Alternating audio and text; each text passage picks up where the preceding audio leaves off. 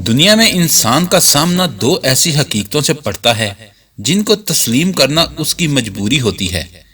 ایک اس کا دنیا میں آنا جس میں اس کی رضامندی شامل نہیں ہوتی، اور دوسرا اس کا دنیا سے جانا یعنی موت، جس کا حکم بھی اللہ کی جانب سے ہوتا ہے۔ انسان کی مرضی کا کوئی عمل دخل نہیں ہوتا۔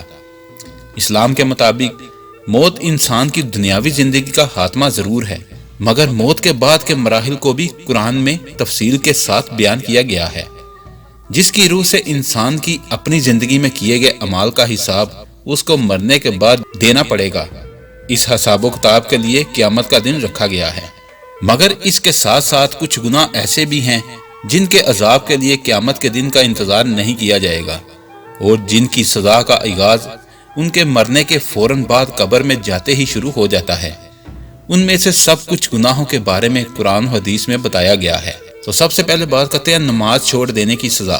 ایک مسلمان پر 5 وقت کی نماز فرض ہے، اور اس کے چھوڑنے پر سخت ترین سزا کے بارے میں حدیث نبوی میں ہے، جو نماز کے معاملے میں سستی کرے گا اللہ عز و جل اسے 15 سزائیں دے گا۔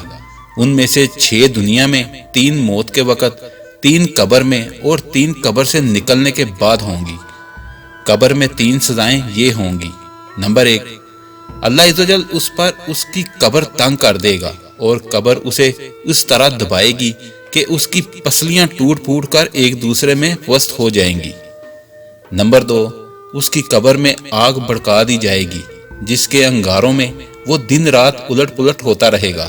نمبر 3، اس پر ایک اسادہ مسلط کر دیا جائے گا، اس کی آنکھیں آگ اور ناخن لوہے کے ہوں گے، ہر ناخن کی لمبائی 1 دن کی مسافت کے برابر ہوگی۔ اب بات کرتے ہیں چغل خوری اور پیشاب کے چھینٹوں سے خود کو نہ بچانے کی سزا۔ کسی کے بارے میں جھوٹ تہمت لگانا اور پیشاب کرتے ہوئے اس کی چھینٹوں سے خود کو نہ بچانا اور طہارت کا اہتمام نہ کرنا ایسے گناہ ہیں جن کی سزا کا سلسلے کا آغاز قبر ہی سے شروع ہو جاتا ہے۔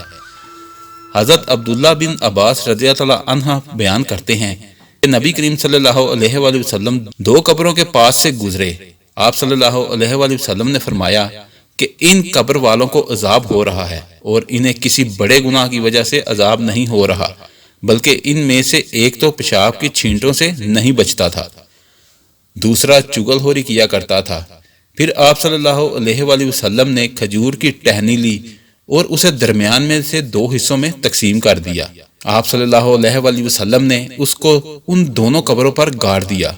صحابہ کرام نے عرض کیا، اے اللہ کے رسول صلی اللہ علیہ وآلہ وسلم، آپ نے ایسا کیوں کیا؟ تو آپ صلی اللہ علیہ وآلہ وسلم نے فرمایا، جب تک یہ ٹہنیاں خشک نہ ہو جائیں اس وقت تک اللہ تعالیٰ نے ان کے عذاب میں تخفیف کر دے گا۔ اب بات کرتے ہیں شرک اور زنا کرنے کی سزا۔ اللہ تعالیٰ کی ذات کے ساتھ کسی کو شریک کرنا اور زنا کرنا بھی ایسے گناہ ہیں جن کے مرتکب ہونے والے افراد کو قرآن میں دوہری سزا دینے کا اعلان کیا گیا ہے، جس میں سے ایک سزا قبر میں دی جائے گی اور دوسری سزا قیامت کے دن دی جائے گی۔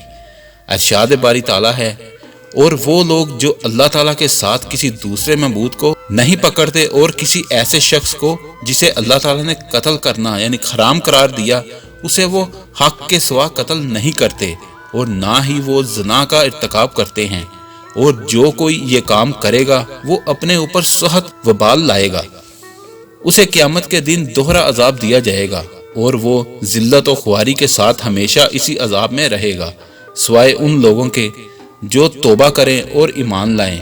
ایسے لوگوں کے گناہوں کو اللہ تعالیٰ نیکیوں سے بدل دیتا ہے، اور اللہ تعالیٰ بخشنے والا اور مہربانی کرنے والا ہے۔